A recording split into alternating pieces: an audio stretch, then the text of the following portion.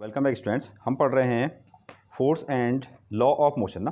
तो इसके लास्ट दो वीडियोज हमने पढ़े हैं। तो आज का जो हमारा टॉपिक होगा वो होगा which is first law of motion. तो फर्स्ट लॉ ऑफ मोशन, जैसे कि आप लॉ ऑफ मोशन के बारे में जानते हैं, which is given by the Newton. तो आपने इतना ही सुना है कि मोशन के जो लॉज हैं वो किसने दिए हैं?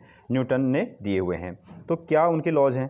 तो ये भी हम जानते हैं कि the laws of motion given by Newton, और कितने लॉज हैं? That is 3 laws. ये 3 लॉज हैं जो कि हमको न्यूटन ने दिए हैं। किस तरीके से ऑब्जेक्ट रेस्ट में है, किस तरीके से ऑब्जेक्ट मोशन में है, तो उनके बारे में ये सब डिस्कशन करते हैं। तो देखते हैं वहाँ तक पहुँचने के लिए कौन कौन ऐसे दैट वाज साइंटिस्ट थे, उन्होंने क्या क्या इन स्टेटमेंट के बारे में कहा था। तो चलते हैं हम लोग। तो इसमें देखिए लॉज ऑफ मोशन में ना, तो लॉज ऑफ मोशन में एक साइंटिस्ट थे, दैट वाज एरिस्टोटल थे। तो इनका जो टाइम पीरियड है वो 384 टू 322। तो इस टाइम का इनका टाइम पीरियड है। इसमें देखिए इनका जो स्टेटमेंट था वो कहते थे natural state of all the bodies, जो भी बॉडीज हैं उनकी जो नेचुरल स्टेट होती है is the rest, is the state of rest होती है।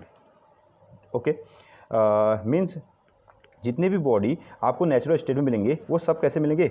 रुके हुए स्टेट में मिलेंगे, यानी कि स्टेट ऑफ रेस्ट में मिलेंगे। And can external force is always required to move a body. अगर आप उस बॉडी को क्या करना चाहते हैं?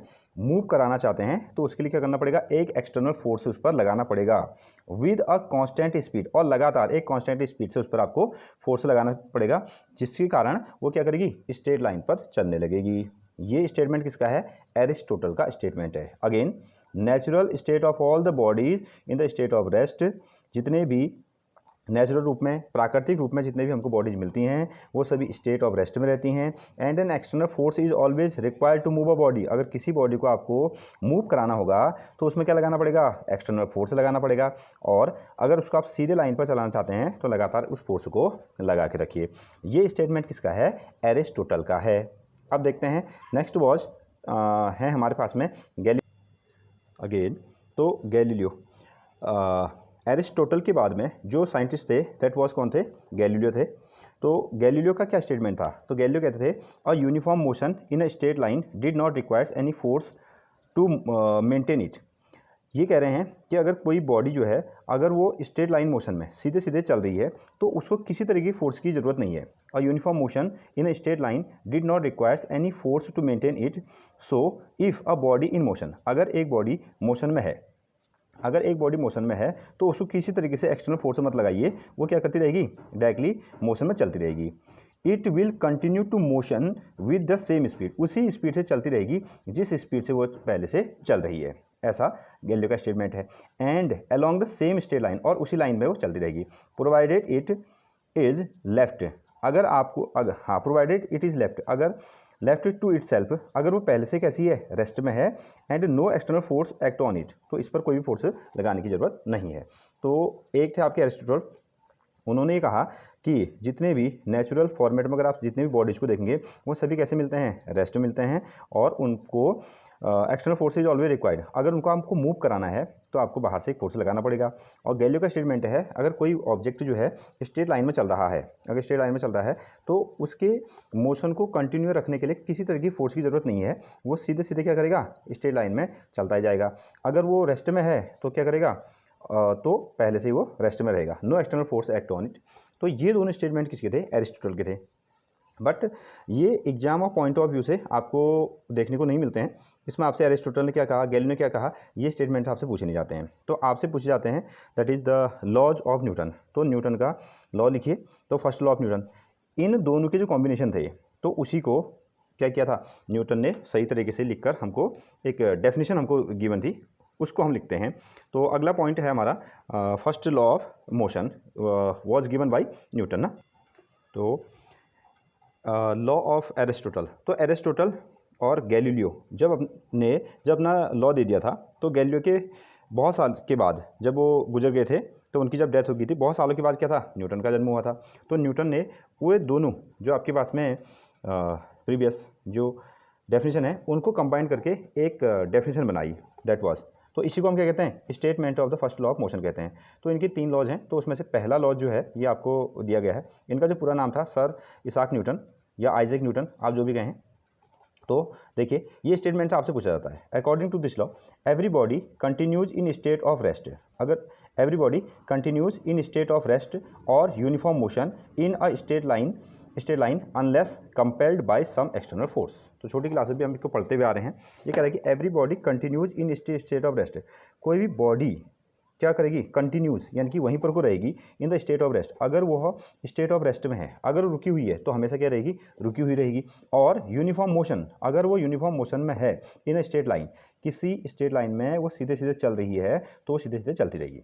Every body continues in state of rest और uniform motion in a straight line अगर वो रेस्ट पे है तो रेस्ट पे रहेगी, अगर वो सीधे लाइन पे चल रही है तो चलती ही रहेगी, अनलेस तब तक compelled by some external force, जब तक कि हम उस पर बाहर से कोई एक्सटर्नल फोर्स न लगाएं, विच मीन्स अनबैलेंस फोर्स लगाएं, मतलब बाहर से कोई फोर्स लगाएंगे तो तभी एक्शन होगी, तभी हरकत में आएंगे।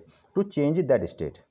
हाँ, तो अगर हम सीधे सरल शब्दों में कहें तो ये कहना चाह रहा है कि अगर कोई ऑब्जेक्ट को आपने क्या कर दिया, कहीं पर को रखा हुआ है तो हमेशा कैसा रहेगा, वो एज इट इज रहेगा। दूसरी चीज़, अगर कोई भी ऑब्जेक्ट ऐसे चल रहा है, यूनिफॉर्म मोशन में चल रहा है तो क्या होगा, वो हमेशा चलता जाएगा जब तक कि आप अगर उसकी स्टेट को चेंज करना चाहते हैं, यानी कि अगर वो चल रहा है तो उसको अगर आप रोकना चाहते हैं, अगर वो रुकी हुई है उसको चलाना चाहते हैं तो आपको क्या करना पड़ेगा, उस स्टेट को बदलने के लिए उसमें बाहर से एक अनबैलेंस फोर्स लगाना पड़ेगा। ओके, अब फिर आपका ये क्वेश्चन है कि अगर कोई भी ऑब्जेक्ट चल रहा है, जैसे अगर एक पत्थर है वो रुका हुआ है ना, स्टोन अगर रुका हुआ है उसको चलाना है तो फोर्स लगाइए। अगर एक बॉल जा रही है तो उसको रोकने के लिए, अब वो चल रही है तो कुछ देर के बाद वो रुक जाएगी। फिर आपने कहा कि ऐसा कैसे हो गया ना, कि बॉल तो चल रही थी, थोड़ी देर के बाद रुक गई ना, तो हमने कहा कि जब तक उसमें कि फोर्स लगाना पड़ेगा। अब फोर्स कहाँ से लगा, तो ग्रेविटेशन पे क्या कर रही है, एक फोर्स लगा रही है। अगर कोई ऑब्जेक्ट सीधे एक बॉल ऐसे चल रही है लेकिन कुछ समय के बाद वो रुक गई ना, तो हमने तो कोई फोर्स नहीं लगाया, बट ग्रेविटेशनल फोर्स ने उसको क्या कर दिया, रोक दिया। अगर हम यहाँ से उस फोर्स को हटा दें तो ऑब्जेक्ट क्या करेगा, हमेशा ही चलता जाएगा। तो वेरी फेमस ये आपकी डेफिनेशन यहाँ आपको रहती है कि क्या कहता है, every body continues in state of rest. अगर एक कोई भी बॉडी स्टेट ऑफ रेस्ट में रहना चाहेगा या वो हमेशा मोशन में ही रहना चाहेगा, अगर वो रेस्ट में है तो रेस्ट में रहेगा, मोशन में है तो मोशन में रहेगा, जब तक कि आप उससे बाहर से कोई एक्सटर्नल अनबैलेंस फोर्स नहीं लगाते उस स्टेट को बदलने के लिए। तो ये हमारा first law of which is motion है।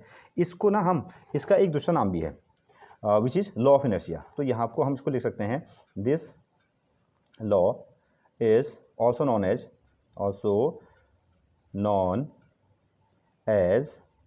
Law of inertia.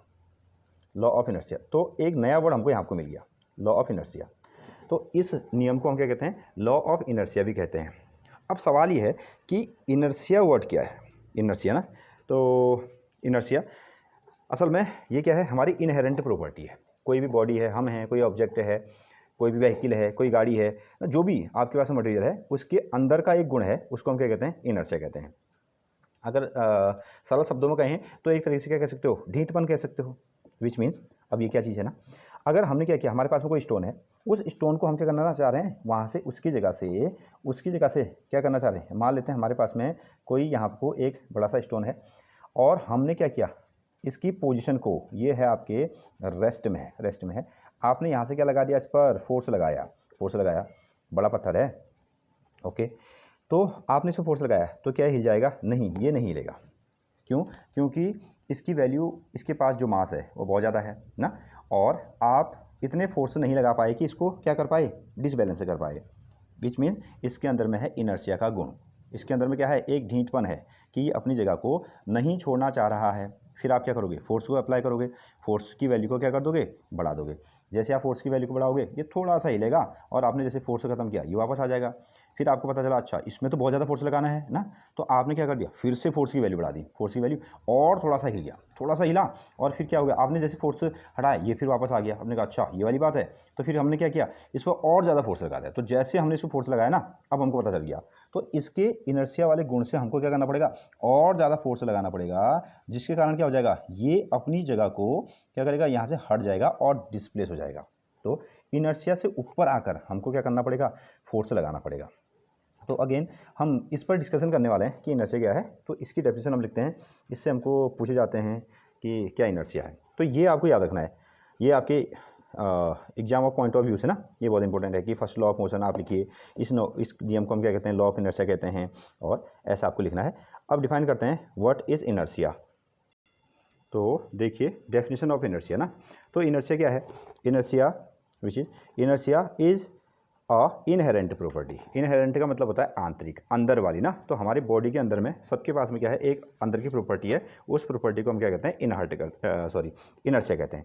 Inertia is a inherent property of a body, किसी बॉडी की इनहेरेंट प्रॉपर्टी है, आंतरिक प्रॉपर्टी है, अंदर वाला गुण है, बाई वर्च्यू ऑफ विच, जिसके कारण, बाई वर्च्यू ऑफ विच, जिस कारण इट रेजिस्ट का मतलब होता है अपोज करना, it resist any change in its state of rest और of uniform motion in a straight line on its own. अब देखिए अगर कोई बॉडी क्या है, रेस्ट में है, तो हम उसकी पोजीशन को फोर्स लगाकर चेंज करना चाहेंगे, लेकिन ये क्या करेगा, रेजिस्ट करेगा, और ये रेजिस्ट करेगा तो इसके इस गुण को हम क्या कहते हैं, इनर्शिया कहते हैं। ठीक है, अगर कोई बॉल ऐसे गिर जा रही है, हम उसको क्या करना चाहेंगे, रोकना चाहेंगे, तो वो आसानी से नहीं रुकेगा, वो उसके पास कौन सी प्रॉपर्टी है, तो उसके पास में जो प्रॉपर्टी है उस प्रॉपर्टी का नाम क्या है, इनर्शिया है। तो ऐसा होता भी है ना, जैसे अगर फास्ट बॉल आ रही है तो आपको क्या करना पड़ेगा, बड़ी सावधानी से उस बॉल को पकड़ना पड़ेगा, अदरवाइज़ क्या करेगा, वो आपकी बॉल हाथ को हिट कर देगा और हाथ में लग जाती है। तो जो बच्चे खेलते हैं तो उनको ये आइडिया है ना। तो अगेन इनर्शिया ये क्या है, इनहेरेंट प्रॉपर्टी है बॉडी की, जो क्या करती है, विच रेजिस्ट, किसी भी चेंज को, उसके बॉडी में जो भी चेंज हो रहा है उस चीज़ का वो अपोज करती है, अपोज करने का ही गुण क्या है, इनर्शिया है। एक चीज़ तो हमको ये मिलता है। अब ना कैसे पता चलेगा किसकी इनर्शिया कितनी है, तो मास जो होता है, जो बॉडी का मास है वो क्या है, मेजरमेंट ऑफ इनर्शिया है। तो यहाँ को हम लिख सकते हैं which is mass is the measurement ना, mass is the measurement of inertia, mass is the measurement of inertia. तो जो विच इज हम कह सकते हैं कि मास जो है ना, इनर्शिया का मेजरमेंट है। तो जिसका मास ज़्यादा होगा उसके पास में इनर्शिया की प्रॉपर्टी कैसी होगी, ज़्यादा।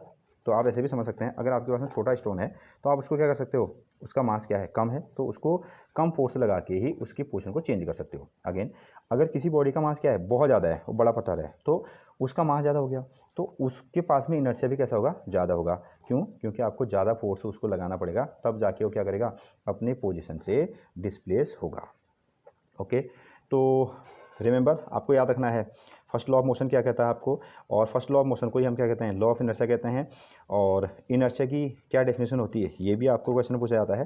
तो अगले वीडियो में हम पढ़ेंगे कि जो इनर्शिया हैं इसको हम प्रैक्टिकली कैसे देखते हैं, ये कितने टाइप्स के होते हैं, ये सब चीज़ें हैं। तो इनर्शिया 3 तरीके से रहेंगी, तो देखते हैं उसको अगले वीडियो में, तब तक आप इसको पढ़िए। तो मिलते हैं नेक्स्ट वीडियो में, तब तक के लिए थैंक यू।